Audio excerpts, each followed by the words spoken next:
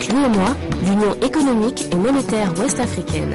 L'UEMOA, 8 pays, un destin commun, un espace économique harmonisé, ouvert et concurrentiel. L'UEMOA, votre guide au cœur de l'Afrique, des grands événements et des grandes mutations sur Africable.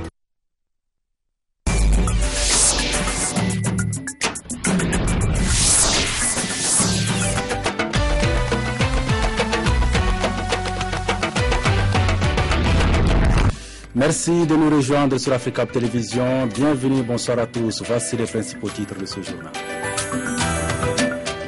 En Égypte, le nouveau procès de Hosni Moubarak a tourné court ce samedi au Caire. Dès son ouverture, le président du tribunal a annoncé qu'il s'est déchargé de l'affaire. Pourquoi? Explication dès le début de ce journal. Séminaire intergouvernemental au Sénégal, il s'agissait d'instaurer une communication efficace entre les différents acteurs de l'État afin d'asseoir la bonne gouvernance. En Égypte, la police avait été déployée pour éviter des affrontements entre partisans et adversaires de Hosni Moubarak, ce qui n'a toutefois pas empêché des heurts devant la cour où l'ancien régime devait être rejugé, car le président du tribunal s'est retiré dès l'ouverture du procès. Et le voilà qui apparaît à nouveau, toujours couché sur sa civière, mais visiblement en meilleure santé. Surtout, l'ancien raïs Hosni Moubarak affiche à nouveau ce léger sourire confiant qui a glacé le sang de plusieurs générations d'Égyptiens. Satisfait probablement de savoir que dehors, l'Égypte ne se porte pas mieux sans lui. Le pays se déchire entre ses différentes confessions et les frères musulmans sont loin d'avoir résolu la crise économique. À tel point qu'aux abords du tribunal, plusieurs sympathisants osent même se faire entendre. Il faut pardonner ce vieil homme qui a servi notre pays et qui l'a dirigé. Nous devons faire preuve de loyauté envers nos symboles. On reproche à Hosni Moubarak son implication dans la mort d'une partie des quelques 850 manifestants lors de la révolte de 2011. Mais coup de théâtre ce matin, le président du tribunal se récuse. Le tribunal a décidé de renvoyer les prévenus devant la cour d'appel suite au sentiment de malaise ressenti. La séance est levée. Un juge mal à l'aise face à celui qui a longtemps contrôlé la justice et nommé les magistrats. Même si le cas de Moubarak ne passionne plus vraiment les Égyptiens embourbés dans la crise, l'ancien raïs n'a pas fini de faire parler de lui. Autre titre de l'actualité de ce samedi, instaurer une communication fructueuse entre les différents acteurs de l'État afin d'asseoir la bonne gouvernance. Tel est en substance l'objet du séminaire intergouvernemental qui s'est tenu à Dakar au Sénégal. Des précisions avec Louise Tina Sayan, Antoumar Pendabay avec notre bureau permanent à Dakar. Généralement défini comme un processus d'échange d'informations entre un émetteur et un récepteur à travers un canal de transmission, la communication a fini de faire preuve de son utilité. Appliquée au plus haut niveau de l'administration, la communication incarne dès lors une certaine spécificité, sous le vocable communication gouvernementale. Elle se définit comme un ensemble d'éléments qui établissent une interrelation entre les différentes structures de l'État et permettent d'entretenir un dialogue des plus fructueux entre l'administration et les différentes couches de la communauté nationale. De ce fait, la communication permet de faire connaître, à travers les méthodes les plus compréhensibles par tous, les rouages, le fonctionnement et les formes d'intervention des différentes structures de l'État. Cette communication gouvernementale à travers les différents régimes a souffert d'un manque d'organisation et de cohérence, d'où l'engagement des nouvelles autorités pour rectifier le tir. Nous pouvons dire que depuis l'indépendance de notre pays, tous les régimes qui se sont succédés ont eu quelque peu mal avec leur communication. Mal avec leur communication dans la mesure où l'efficacité qui a été attendue de cette communication n'a pas nécessairement été au rendez-vous. Cette entreprise de communication gouvernementale aspire entre autres à répondre à une demande sociale, celle du droit des populations d'être bien informées sur l'action gouvernementale.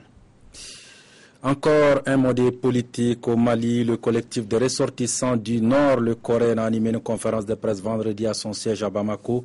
Au cours de la rencontre, les responsables du regroupement ont dénoncé la composition de la commission dialogue et réconciliation mise en place par le gouvernement malien. Aminata Mariko Sédugnari. À peine amorcé, le processus du dialogue et de la réconciliation est déjà sous les feux de la critique. Établie par décret numéro 325 PRM du 10 avril, la commission composée de 30 commissaires dont 6 femmes ne reflète pas un souhait commun. Première réaction, le collectif des ressortissants du Nord s'est dit marginalisé dans le processus. Le Coran relève avec amertume que les critères avoués et non avoués ayant servi de socle à la nomination des membres de la commission de dialogue et réconciliation portent en eux les germes de l'arbitraire, de la discrimination, du manque d'objectivité et d'une grave complaisance qui ont fini par ôter à la commission ainsi créée toute sa quintessence, la réduisant ainsi à un simple strapontin.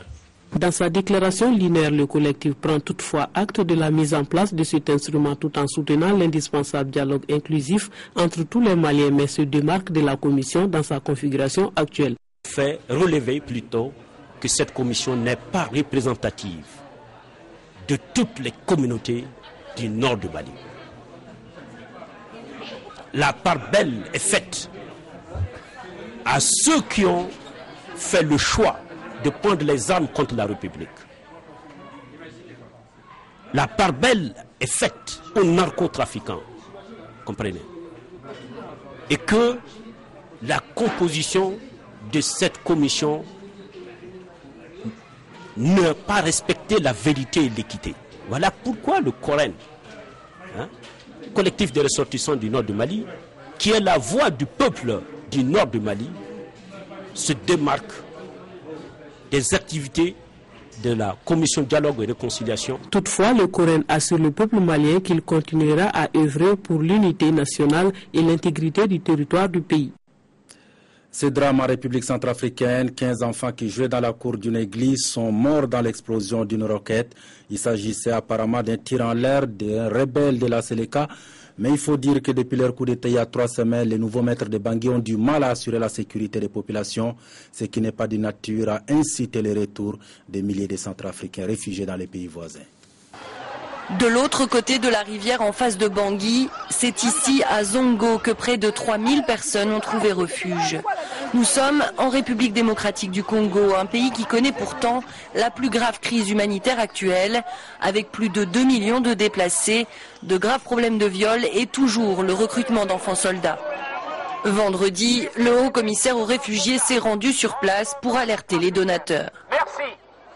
Il faut absolument attirer l'attention de la communauté internationale vers la crise du Centrafrique. Non seulement à cause de la tragédie humanitaire que cette crise représente, on vient de voir ici les réfugiés centrafricains, mais aussi par les risques pour la stabilité de la région. Depuis janvier, plus de 35 000 Centrafricains ont franchi les 600 km de frontières qui séparent leur pays de la République démocratique du Congo. Mais l'UNHCR peine à faire face aux besoins. Ici, ça ne va pas. Ici, le problème de l'eau, de boire, le problème de nourriture, le problème de santé. Ici, on fait seulement la consultation, on donne seulement un compromis comme ça, pas des examens communs. Une situation qui ne semble pas près de s'arranger. En Centrafrique, l'insécurité grandit de jour en jour et de nombreux habitants continuent de fuir les exactions de groupes armés incontrôlés. Il y a 2 jours, l'ONG Médecins sans frontières lançait elle aussi un appel inquiet au gouvernement centrafricain et à la communauté internationale. Sauf dans la capitale, tous ces programmes d'aide humanitaire sont au point mort. Concertation sur la télévision numérique terrestre au Burkina Faso. Les acteurs du secteur se sont réunis à Ouagadougou pour faire le point de la transition de l'analogique au numérique. La rencontre est organisée par le Conseil supérieur de la transition. Jonas Bazier, Joseph Paré avec notre bureau à Ouagadougou. C'est une obligation internationale. En 2015, une nouvelle page doit s'ouvrir dans l'activité télévisuelle, le numérique. Le contenu télévisuel doit donc être entièrement en numérique, de la production à la diffusion et même la réception. Au Burkina Faso, le temps presse donc et c'est ce qui justifie cette rencontre entre le Conseil supérieur de la communication, l'autorité de régulation des communications électroniques et des postes d'une part et les promoteurs de télévision privée ou publique d'autre part. Nous avons mis en place un certain nombre de structures au niveau national le plus élevé au niveau du Premier ministre, le comité de pilotage. On a mis en place aussi une commission technique qui se réunit régulièrement.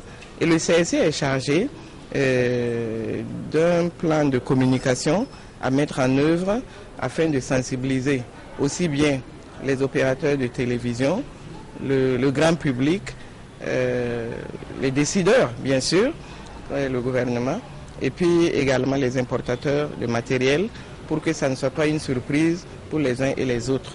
La télévision numérique terrestre va impliquer un changement de comportement et les opérateurs s'y préparent. Et le grand public, celui des téléspectateurs, sera bientôt invité à entrer dans la danse, lui aussi du numérique, soit avec le changement des postes téléviseurs, soit par l'acquisition d'un décodeur. Après l'affaire Cahuzac, l'Europe s'empare de la lutte contre l'évasion fiscale. Les ministres des Finances de l'Eurogroupe qui se sont réunis hier et aujourd'hui à Dublin en Irlande du Nord se disent prêts à lutter contre le secret bancaire. Une décision courageuse car les résistances sont encore fortes au sein de l'Europe même. France, Allemagne, Grande-Bretagne, Espagne, Italie, Pologne, les poids lourds de l'Europe sont là côte à côte pour dire ceci. Nous sommes déterminés à combattre l'évasion fiscale. Les ministres européens des Finances sont rassemblés à Dublin, mais c'est bien de ceci que l'on parle, des paradis fiscaux et des révélations sur les comptes bancaires détenus à l'étranger. Polémique et embarras dans tous les pays de l'Union. Ajoutez à cela pour la France l'affaire Cahuzac, le ministre qui a menti sur son argent caché en Suisse. Le compte est bon, il y a urgence, il faut agir à l'échelle européenne. La volonté politique est forte en France et nous sommes plus résolus que jamais. Mes collègues ministres ont également depuis longtemps la même détermination. Mais des actions isolées dans chaque pays ne peuvent être efficaces. Cela veut dire que dans chaque réunion, à chaque moment, nous allons collaborer avec nos alliés et nos amis. Nous allons travailler pour surmonter ces obstacles. À ceux qui essayent de faire de l'évasion fiscale, nous disons, les endroits où vous pourrez cacher votre argent deviendront de plus en plus petits. Fraudeurs, tremblez donc, l'Europe ne vous laissera aucun répit. Mais du message à la réalité, il y a un monde et un lourd calendrier de négociations en vue. Cette lutte coordonnée contre la fraude prendra du temps. L'Autriche, par exemple, a le secret bancaire inscrit dans sa constitution. Mais la volonté politique des grandes nations de l'Europe est là, et c'est déjà un premier pas. Première visite en Chine du chef de la diplomatie américaine, John Kerry, a été reçu par le président chinois à Pékin. Les deux pays se sont accordés pour dire que la crise en Corée du Nord était à un moment critique. Ils ont réaffirmé leur engagement à dénucléariser la péninsule. Washington, par la voix de son secrétaire d'État, souhaite que Pékin ramène son allié nord-coréen à la raison.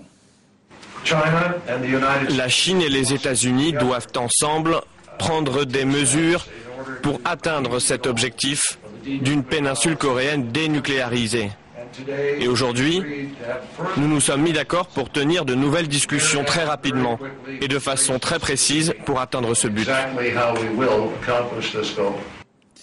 Nous restons en Chine où le retour de la grippe aviaire inquiète. Le virus H7N9 se propage. Il touche désormais Pékin où un premier cas a été enregistré. 11 personnes sont mortes dans le pays. Elle a 7 ans et elle est officiellement la première personne porteuse du virus H7N9 à Pékin. Son état est décrit comme stable. Après le traitement au Tamiflu, les symptômes, toux, respiration courte ont diminué. Sa température est passée de plus de 40 degrés à 36 degrés 8. Son état est stable. Ne pas paniquer, c'est le message des autorités. Aucun signe de transmission du virus à l'homme à l'heure actuelle. C'est ce que dit aussi l'Organisation mondiale de la santé. Nous avons constaté que les personnes en contact avec l'enfant ne présentent aucun symptôme de grippe aviaire. Il n'empêche, les parents, commerçants de volailles, ont été placés en quarantaine. Car en quelques semaines, l'épidémie a parcouru plus d'1 millier de kilomètres. D'une mégalopole à l'autre, Shanghai dans l'Est, premier foyer déclaré, à Pékin, donc plus au nord. Et parmi la quarantaine de personnes contaminées depuis, 11 sont décédées, chiffres officiels. L'enfant a été conduit sans tarder à l'hôpital, ce qui montre que les gens sont attentifs aux signes de la grippe. Les autorités sanitaires de Pékin sont en alerte et se préparent depuis l'éruption de la maladie à Shanghai. L'hôpital d'Itan a connu la grippe de 2003, puis le H1N1 en 2009. Nos équipes sont plus expérimentées. Ce qui est à craindre, c'est une mutation du virus, comme dans le cas du H5N1 qui a fait plus de 360 morts depuis 2003. Des milliers de volatiles ont d'ores et déjà été abattus et pendant un certain temps, les Chinois vont devoir se passer du lâcher de pigeons, une de leurs occupations favorites. Difficulté supplémentaire dans la détection du virus, les oiseaux testés positifs ne montrent aucun symptôme, selon les scientifiques. Au Royaume-Uni, même jusqu'à dans sa mort, Margaret Thatcher divise les Britanniques. Une chanson intitulée « La sorcière est morte », extraite du Magicien d'Oz, fait grand bruit dans le pays. Elle est devenue même l'hymne des anti-Thatcher. C'est un air enfantin et entraînant. Une ritournelle tirée du Magicien d'Oz, devenue en quelques jours un hymne anti-Thatcher. Ding Dong, la sorcière est morte, est depuis lundi une des chansons les plus populaires du royaume, 3e au hit parade. De quoi embarrasser la vénérable BBC One. Habituellement, la première radio du pays diffuse tous les titres en tête du classement. Cette fois, elle fera une exception. Nous ne diffuserons pas la chanson en intégralité, car nous pensons que c'est un manque de respect envers la famille. De son vivant, Margaret Thatcher divisait profondément la Grande-Bretagne. Sa mort a fait ressurgir une vieille déchirure entre ses opposants et ses admirateurs, même autour d'une chanson vieille de 70 ans. C'est sarcastique, bien sûr, un humour grinçant, mais si certaines personnes estiment que ça permet de faire passer un message, eh bien, c'est déjà beaucoup. Les gens l'achètent juste pour célébrer sa disparition, et ça, c'est triste. Une polémique qui succède à une autre sur le coût des obsèques de la Dame de Fer qui se tiendront en la cathédrale Saint-Paul. Un enterrement à 10 millions d'euros, dit-on, plus cher que les obsèques de la très populaire princesse Diana en 1997. Faut-il dépenser autant d'argent pour saluer Margaret Thatcher, spécialiste de la rigueur? Là aussi, les Britanniques sont partagés. Elle a marqué l'histoire de la Grande-Bretagne. Elle a brisé notre pays. Des détracteurs qui ont prévu un hommage à leur façon ce soir, avec une grande fête organisée en plein cœur de Londres. Cette évasion est spectaculaire. Avant de refermer ce journal, ça s'est passé dans le nord de la France. Le braqueur Redouane Saïd a utilisé des explosifs pour faire sauter les portes de sa cellule et a pris en otage 4 agents avant de les libérer. L'homme était lié à la mort d'une policière en mai 2010. De la porte de la prison, il ne reste plus grand-chose. Ce matin, en quelques minutes, cet homme, Redouane Saïd, réussit à s'évader de la maison d'arrêt de Sequedin. Il est environ 8h30. Le prisonnier vient de voir un proche au parloir. Avec une arme de poing qu'il a réussi à se procurer, il prend 4 gardiens en otage, puis fait sauter plusieurs portes de la prison à l'explosif. Les proches d'autres détenus sont témoins de la scène. Vers 9h moins quart, on a entendu des coups de feu, on a entendu 3 explosions. Il y en a eu une, quelques instants après, il y en a eu une deuxième, et à la troisième, on a vu exploser la porte d'entrée. Le fugitif quitte les lieux, peut-être avec un véhicule qu'il aurait ensuite incendié avant d'emprunter une seconde voiture. Il a emmené avec lui les otages. Tous les otages ont été libérés sur l'autoroute, sur son itinéraire de fuite. Les 4 surveillants pénitentiaires otages sont sains et saufs et actuellement en observation médicale. Redouane Saïd, 38 ans, est une figure du grand banditisme. Sa spécialité, l'attaque de fourgons blindés. Mais il est également suspecté d'être à la tête du commando qui a tué la policière municipale Aurélie Fouquet en mai 2010. Le groupe de malfaiteurs avait été pris en chasse après une attaque à main armée ratée à Villiers-sur-Marne. Pour s'enfuir, il n'avait pas hésité à tirer. Avant son interpellation, Redouane Saïd avait publié un livre pour raconter sa vie de braqueur, repenti, prétendait-il. Voilà qui met fin à ce journal, mais n'oubliez pas demain 19h, Sékou Tangara avec ses invités pour le débat du dimanche. Mais avant de nous quitter, voici votre programme de la soirée, 20h30, votre série The Unite, 21h30, Afrique Info, première édition, 22h15, votre feuilleton Chouarg à 23h30, la deuxième partie d'Afrique Info. Passez d'excellents moments en compagnie d'Africable Télévision et à demain.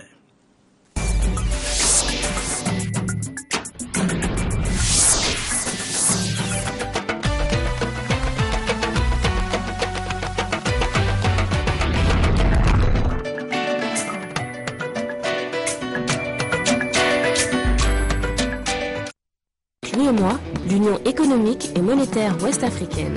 L'UEMOA, 8 pays, un destin commun, un espace économique harmonisé, ouvert et concurrentiel. L'UEMOA, votre guide au cœur de l'Afrique, des grands événements et des grandes mutations sur Afrique.